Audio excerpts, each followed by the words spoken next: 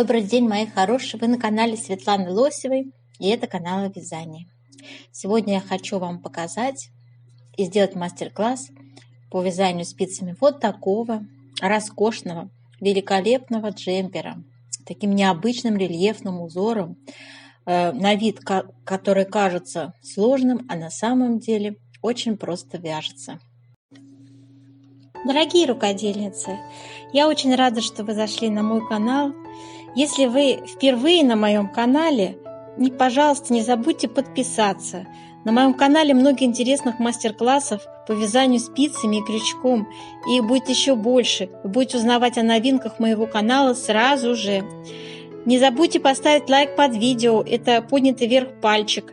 Ваши лайки повышают рейтинг видео. И это не пустые слова.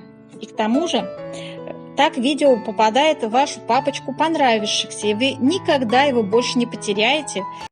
Как всегда в моем мастер-классе есть выкройка, есть описание на несколько размеров, и я вам подробнейшим образом рассказываю, как на тот или иной размер попетельно составить описание.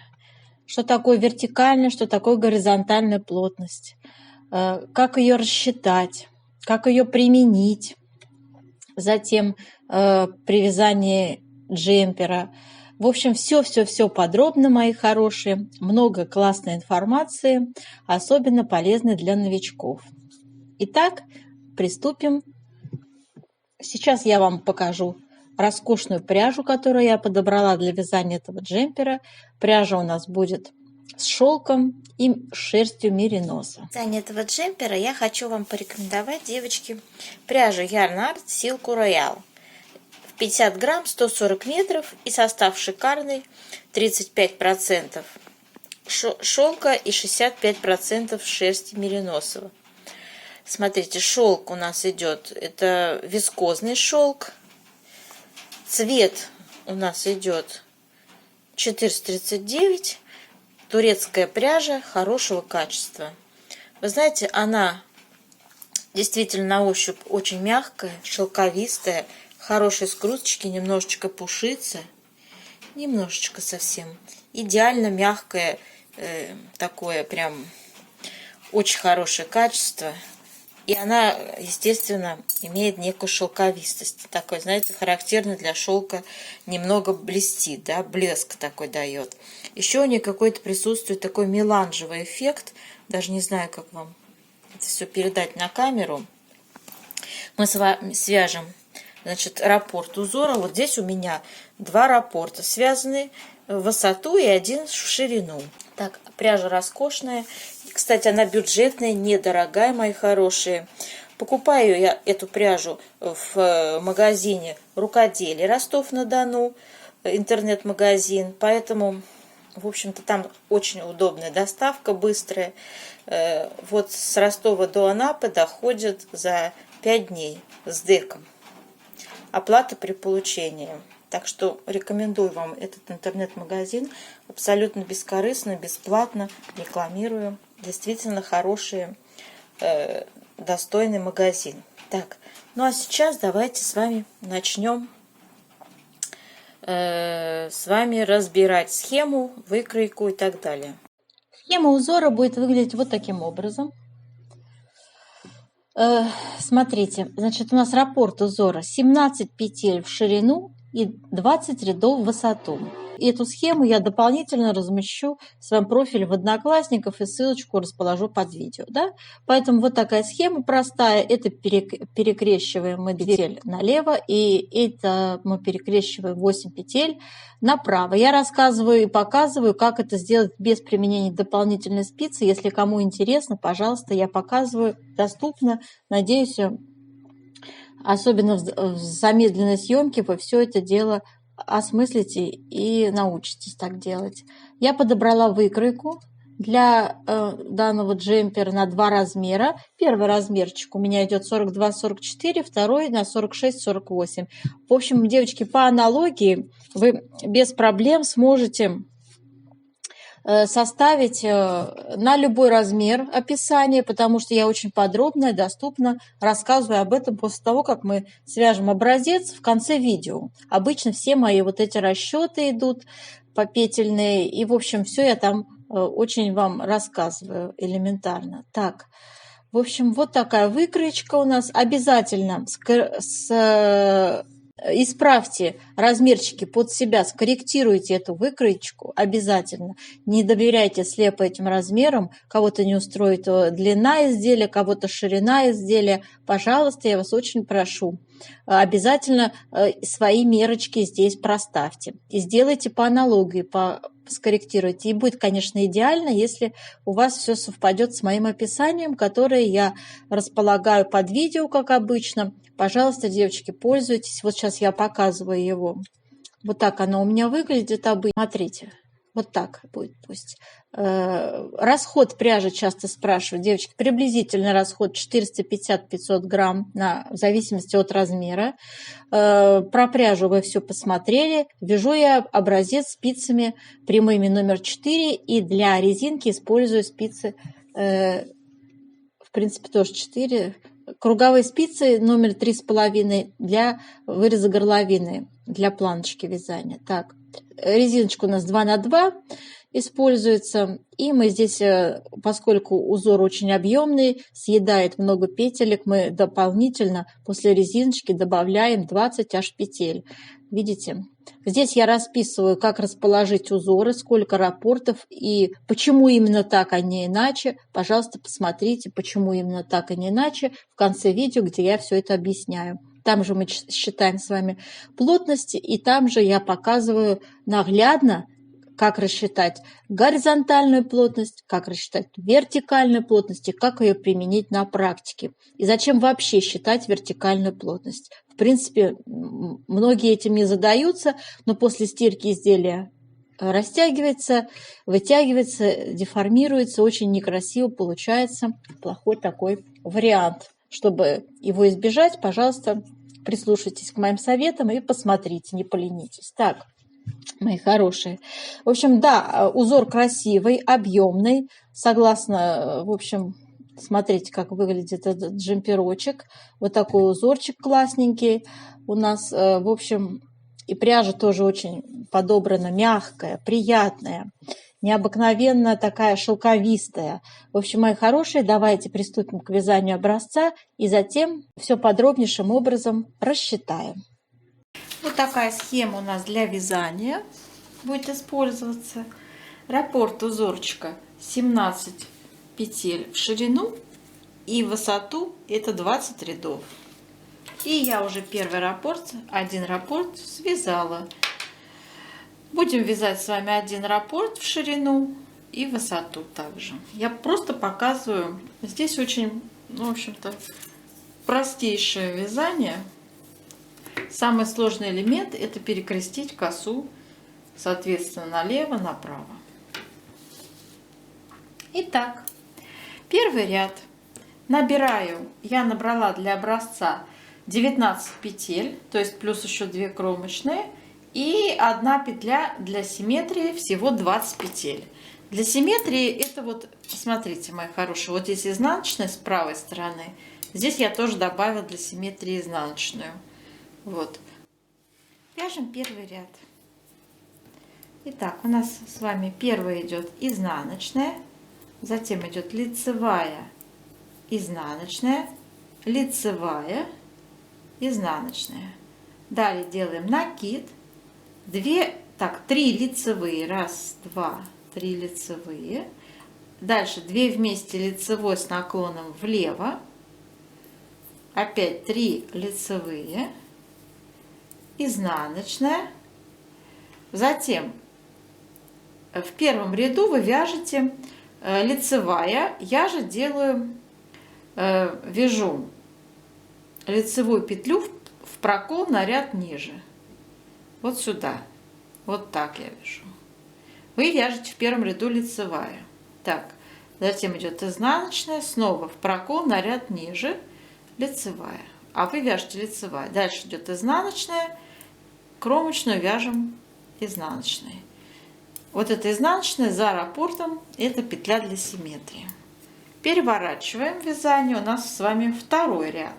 Собственно, вяжется он, как смотрят петли, но есть одна особенность. Над накидом мы будем с вами провязывать лицевую скрещенную. Итак, начинаю. Я вяжу лицевая, изнаночная, лицевая, изнаночная, лицевая. Дальше вяжу 1, 2, 3, 4, 5, 6, 7 изнаночных. И смотрите, здесь вяжу скрещенную лицевую. То есть я вяжу ее не за переднюю стенку, как обычно, да, а за, вернее, не за заднюю, а за переднюю вяжу. У меня получается скрещенная. А вы, как привыкли, только наоборот вяжете лицевой. То есть тут, в принципе, два варианта. Либо вы делаете, как я, либо наоборот. Дальше у нас идет лицевая, изнаночная, лицевая, изнаночная, лицевая, кромочную вяжем изнаночной. Третий ряд у нас с вами идет, девочки. Вяжем мы его следующим образом. Изнаночная, затем вяжем лицевую петлю в прокол на ряд ниже. Вот так. Лицевая, так, изнаночная. Также лицевая на ряд ниже в прокол. Провязали. Опять изнаночная.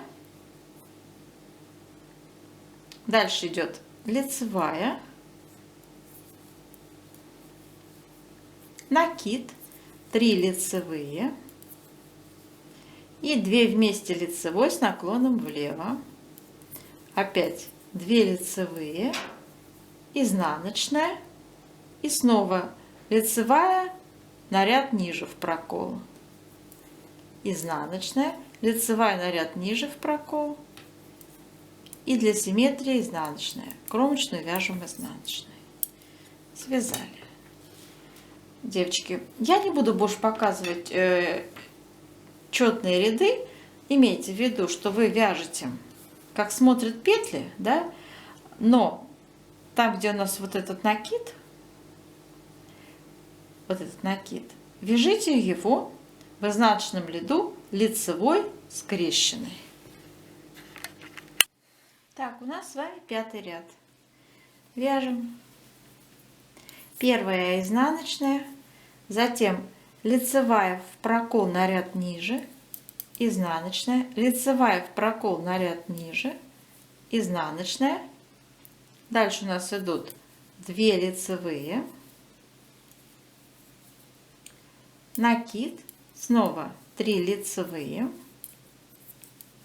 2 вместе лицевой с наклоном влево, лицевая, изнаночная, лицевая в прокол на ряд ниже, изнаночная, лицевая в прокол на ряд ниже, раппорт провязали, для симметрии вяжем изнаночную за раппортом и кромочную вяжем изнаночной.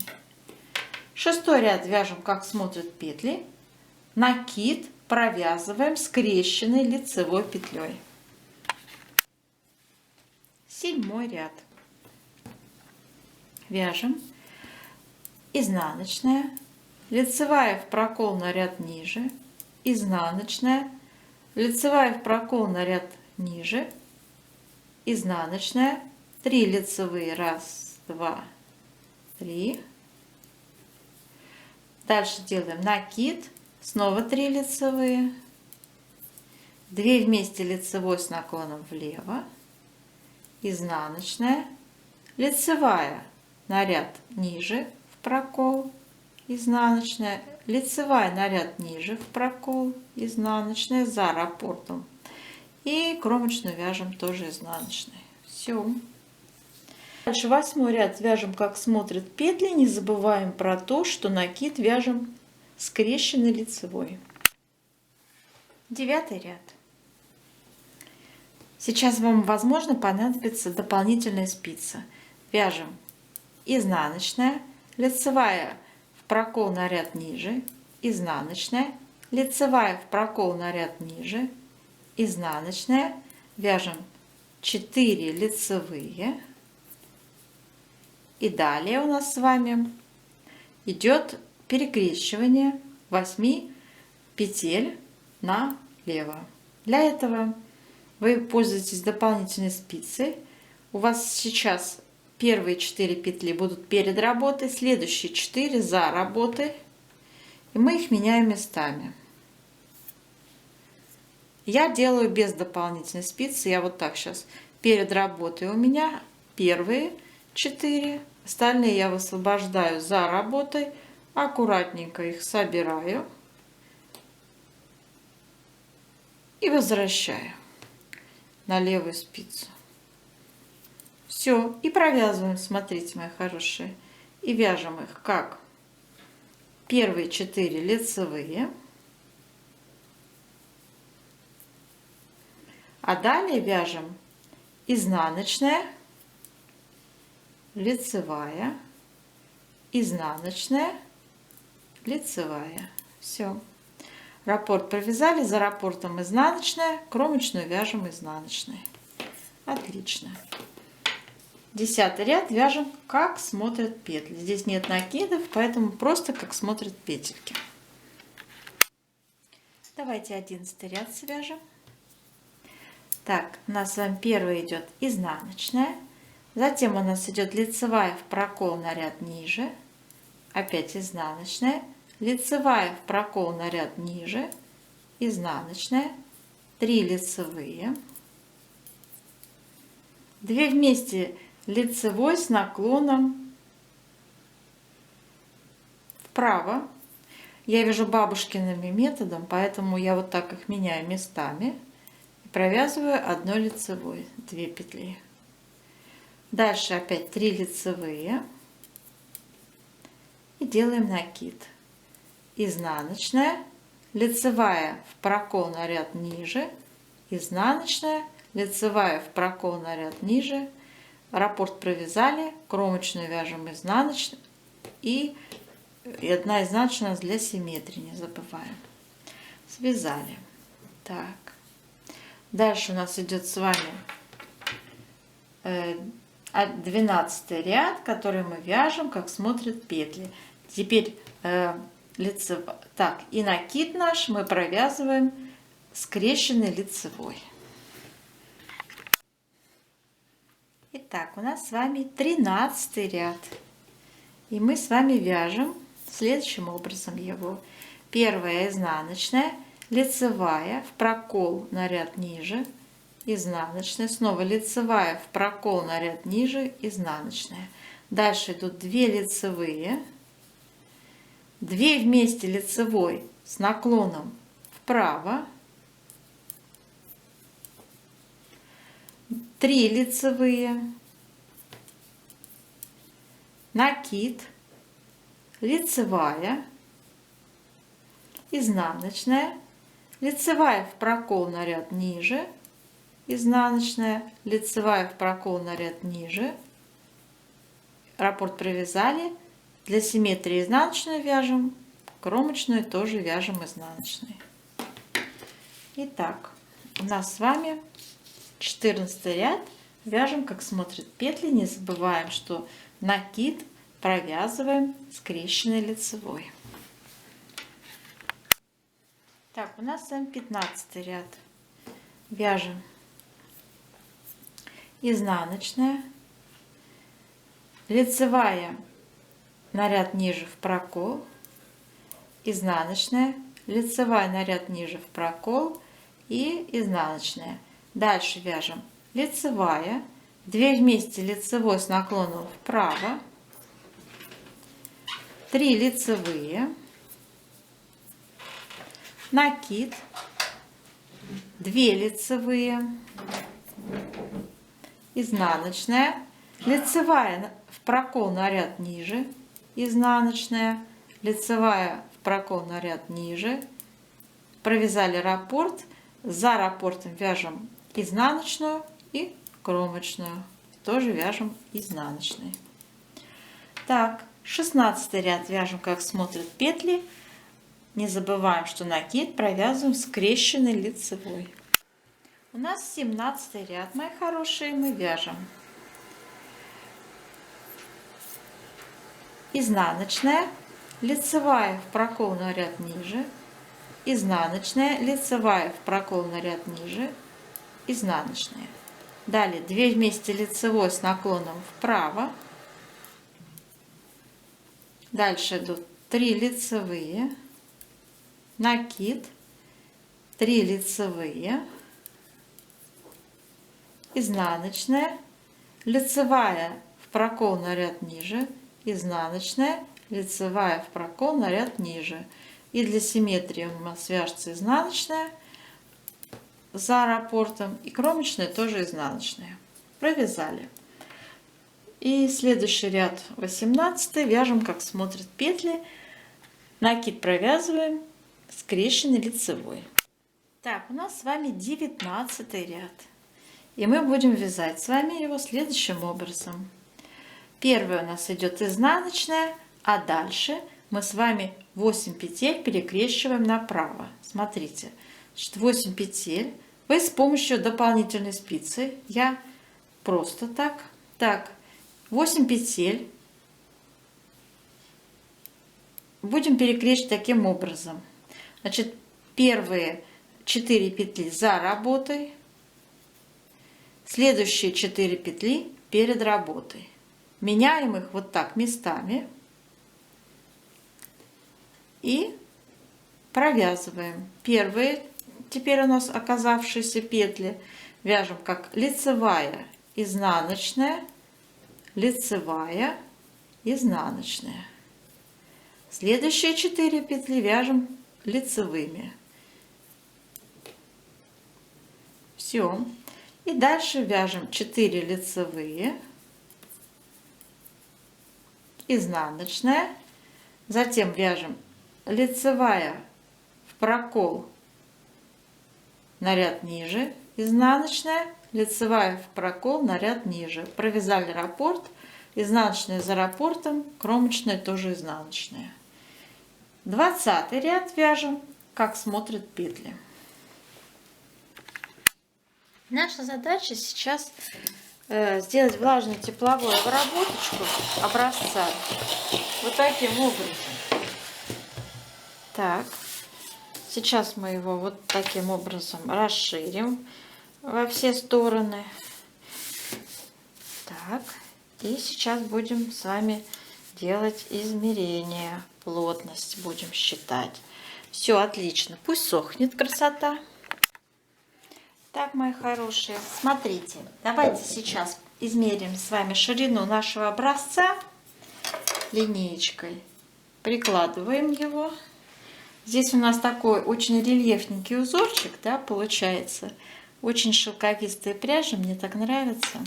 Еще такой прям объемненький. Так, и вот, значит, я прикладываю в этом, например, месте, вижу 8,5, да. Давайте вот в этом месте приложим.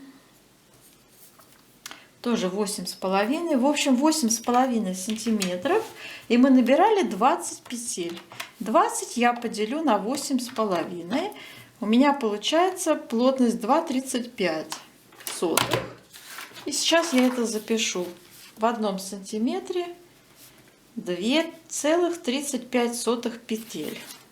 Вот так. Так, следующее наше с вами.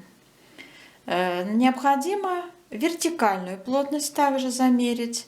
Для этого я высоту нашего образца измерять буду сейчас. Так, вот он у нас в свободном состоянии лежит. Ничего мы с ним не делаем. Вот он у нас лежит. Вот. Так. И мы к нему прикладываем линеечку. Так. И получаем мы 14,5. Ну-ка здесь. Все равно 14,5.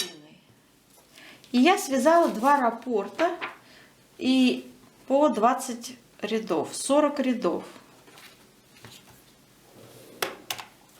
Сейчас 40 рядов поделить на 14,5. Ух ты, как это очень много, да? 2,75 аж плотность. Давайте еще раз. Что-то прям очень большая. Так, еще раз. Вот лежит наш образец. Ничего мы с ним не делаем, да? Я прикладываю линеечку. Но, девочки, но все равно 14,5. Но здесь 2 полных раппорта связано, это 40 рядов. Но значит будет 2,7. Все так и есть. В 1 сантиметре у нас будет 2,7 ряда. Вот такая вот сильный такой объем, расход. Я понимаю, за счет чего. Это, скорее всего, за счет вот этого перекрещивания забирается много пряжи. И вот он такой у нас получается. Так, хорошо. Это ничего такого тут страшного нет. Очень объемный узор, поэтому, естественно, будет много пряжи, но зато какой он эффектный. Следующие, девочки, теперь нам понадобится выкройка, и мы с вами будем по выкройке делать дальнейшие расчеты. Самая простая у нас, девочки, выкройка. Рукавчик акатом, классика такая, да? И два размера будет 42, 44 и второй размер 46, 48. Так, и ширина спинки на первый размер будет 47, на второй размер 51. 47 сантиметров и 51 сантиметр. Так, и смотрите, чтобы определить количество набираемых петель, мы нашу ширину умножаем на плотность по горизонтали. 47 сантиметров я умножаю на 2,35. 110 петель будет на маленький размер. И аналогично я поступаю со вторым размером. 51 я умножаю на 2,35. 120 петель будет на второй размер. Так, все понятно. Распределили петельки. Вторая задача наша — равномерно распределить, симметрично, равномерно, в общем, правильно, красиво расположить раппорт узора. У нас с вами в первом размере 110 мы поделим на число петель в раппорте. Смотрите, по схеме это 17 петель. Видите? Раппорт 17 петель составляет. 110 надо поделить на 17. И получим 6 целых. Это целое число 6 мы берем. Да? И я рисую, как обычно, вот такую линию. И вам наглядно объясняю. Вот у нас с вами 6 раппортов по 17 петель. Значит, 17 раз, 17 2, 17 3, 17 4, 17 5, 17 6. Одна петля у нас для симметрии добавляется слева, изнаночной. Помните, мы с вами, когда вязали, я ее добавляла. Итого получается, задействовано у нас с вами в узоре будет 17 на 6. Это 102 петли и плюс 1 петля для симметрии. Это 103 петли. Плюс 2 петли кромочные, 105 петель. 105 петель. А нам нужно 110. Нам не хватает с вами 5 петель. Что будем делать, мои хорошие? Вот смотрите, здесь, не знаю с какой целью, на схеме нарисовано 4 дополнительные петли. Я так понимаю, что автор узора предлагает нам вот таким образом компенсировать наши недостающие петли. Да? И смотрите, предлагаю вам добавить 2 петли справа, либо 3 петли справа для симметрии и слева одинаковое. Нам не хватает 5, 5 поделить на 2, это будет 2,5. Решайте сами. Я лично считаю, что надо добавить по 2 петли. Да? По 2 петли. Хотя пусть будет пошире. По 3 петли пусть будет пошире.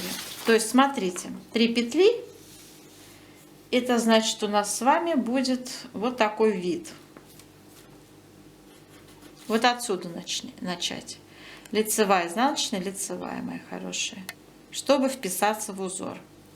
Значит, вот так это будет выглядеть. Добавляем здесь 3 петли. И здесь 3 петли. Итого получаем к 105 добавить 6, 111 петель. У нас окончательный расклад попетельный. Вот. Кромочные я написала и по 3 петли. Смотрите, 3 петли берем по схеме. Вот не первую, вот эту не берем, да, а начинаем со второй. Лицевая, изнаночная, лицевая, да. И также здесь добавляем. Помните, у нас тут для симметрии идет изнаночная, да, и мы добавляем после этой изнаночной, также вяжем лицевая, изнаночная, лицевая. Вот таким образом будет у нас идти добавка. Я вам это сейчас вот объяснила, показала, да? Так, следующий. Берем второй раппорт. Что тут у нас с ним? 120 петелек, да? Давайте с вами 120 петелек поделим на 17. 7 раппортов у нас с вами. 7 раппортов плюс 1 для симметрии. Ой, что-то я такое говорю. 7 умножить на 17. 119 петель плюс 1 для симметрии плюс 2 кромочные. Окончательно 122 петли, мои хорошие, получается расклад. Я рисую вам схематично, хотя здесь можно было бы и не рисовать, да, и так понятно. Раз, два, три, 4, 5, 6, 7. Смотрите, 7 по 17 петель, раппорт наш, да. Опять одна слева добавляется изнаночная для симметрии, одна изнаночная, так. И 1 кромочная справа, 1 кромочная слева. Итого расклад у нас с вами получился 122 петли, да? Правильно. Одну для симметрии добавили. Смотрите, еще раз, 117 плюс 1, 17 умножить на 7, получаем 119 плюс 1, 120, и плюс 2 кромочные, 122, да, 122 петли. Все, я не ошиблась. Просто иногда думаешь уже на шаг вперед и забываешь, что сказала. Так, дальше. Значит, с этим мы разобрались, как распределяются узоры. Теперь давайте посмотрим, обратим наше внимание, как нам, например, посчитать вырез горловины или плечо, сколько петель, или сколько на пройму петелечек закрывать, да? Давайте с этим разберемся. Такие нюансы тоже важны. Смотрите, вырез горловины, половинчатый размер 12, ну то есть это 24 сантиметра, умножаем на нашу плотность 2,35. На горловину будет приходиться 56 петелек. Я пишу 56 петелек. Так, на плечо 7 сантиметров, плечо на 2,35 будет приходиться 16 петелек. И на пройму, на глубину ее будет приходиться 4,5 сантиметра по выкройке, умножить на 2,35 плотность, 10 петелек. Записала все. Смотрите, видите? Аналогично вы считаете для маленького, для большого размера аналогично. Смотрите, тоже здесь плечо считаете 9, умножаете на плотность. Ну, горловина одинаковая и глубина проймы тоже одинаковая для двух размеров. С этим все мы поняли и определились, да? Да. Так, что касается теперь, давайте на рукав переключимся.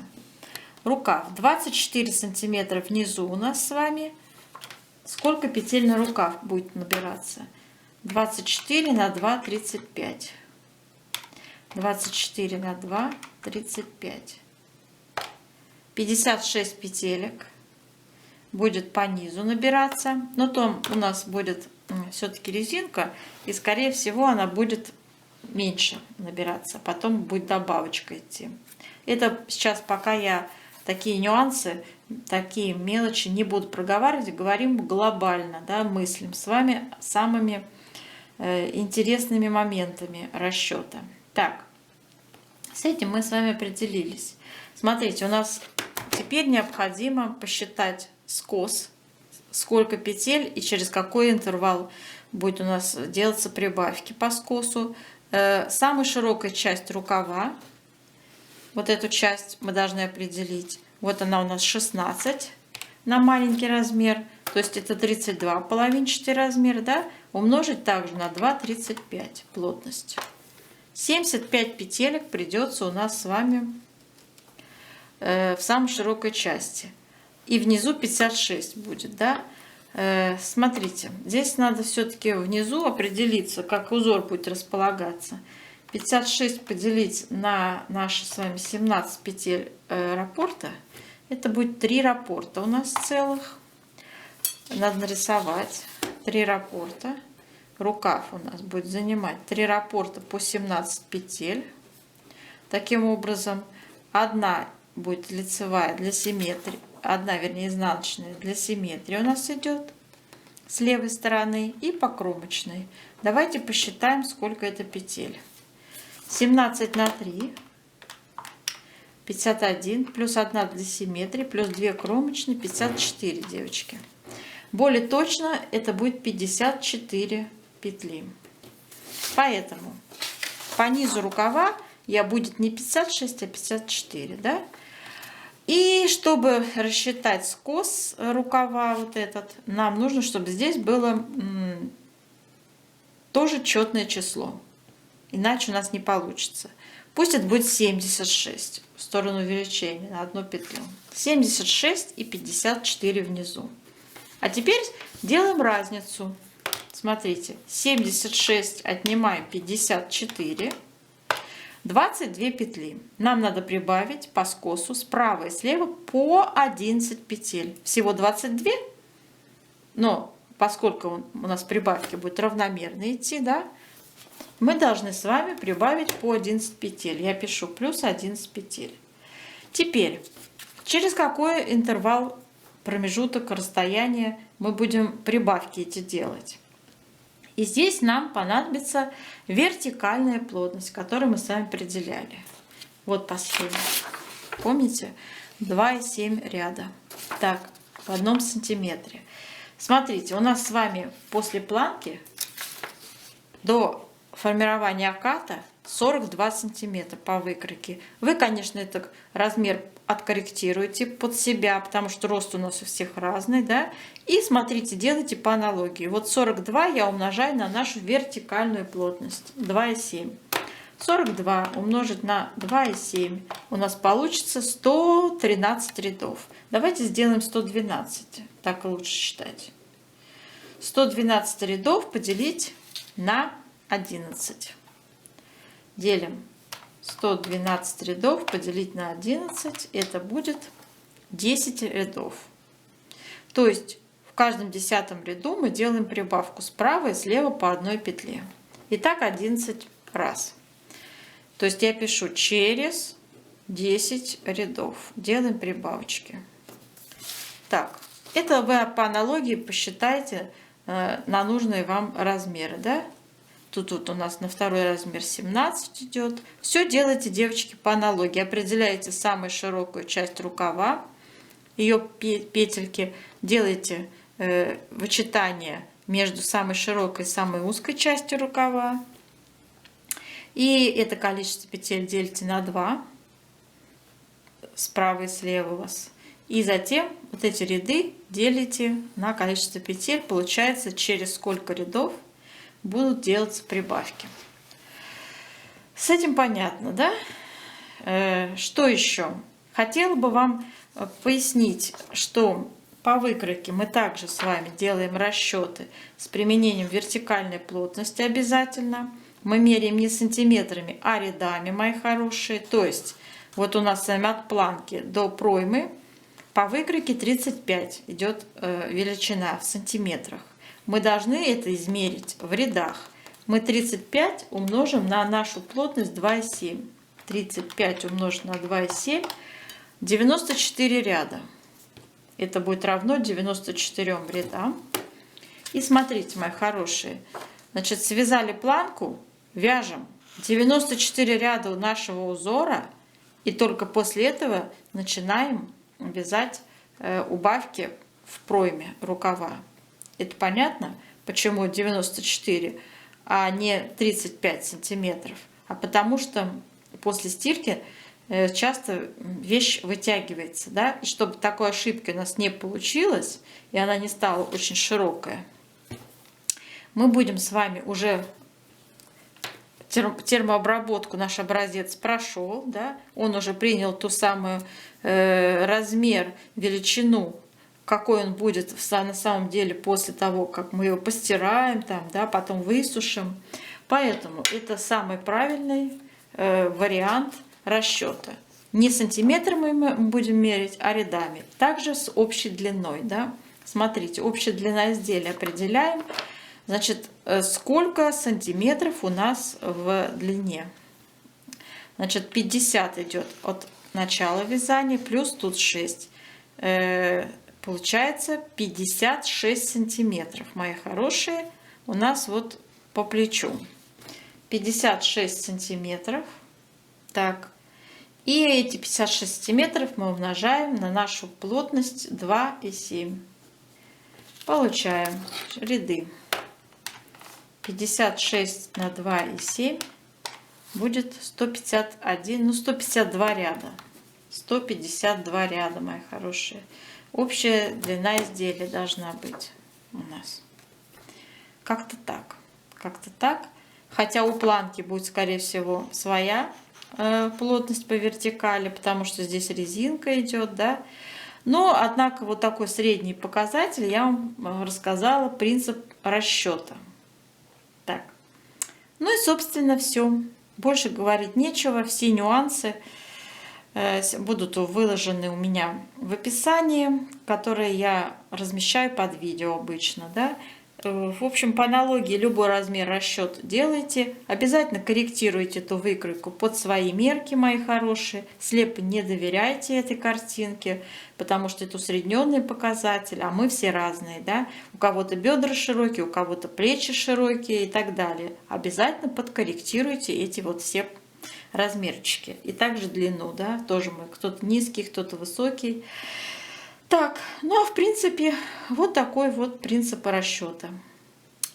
Так, ну я вам желаю, мои хорошие, удачи, чтобы все у вас получилось. Очень шелковистая, приятная пряжа, немножко она даже пушится, пушочек в ней наблюдается, да, все-таки мериносовая шерсть идеально мягкая.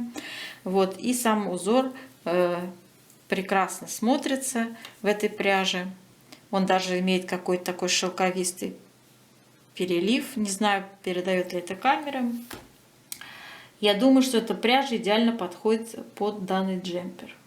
Она показывает все его хорошие качества этого узора. Так, ну и давайте, мои хорошие, до новых встреч. Удачи вам!